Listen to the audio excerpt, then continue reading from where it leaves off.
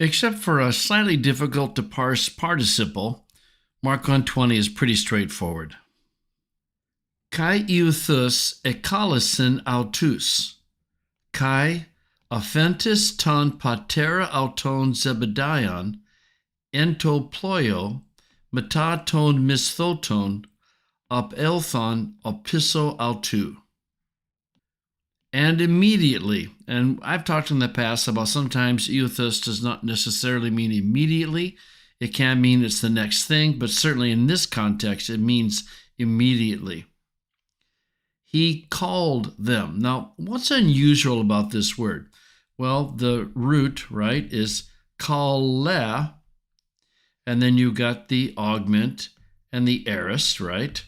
What's unusual? What's unusual is that the epsilon doesn't lengthen. There is a class of verbs, not a lot of them, but there is a class of verbs where that contract vowel doesn't lengthen. It's covered in the morphology book. So immediately he called them, and now what's this?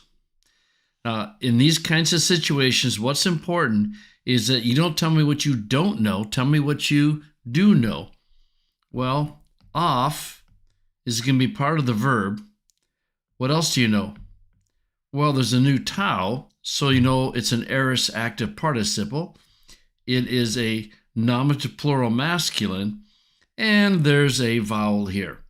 Now, if you look at that, and if you learn that on the word ophiemi, that sometimes all you're going to have is that off, right?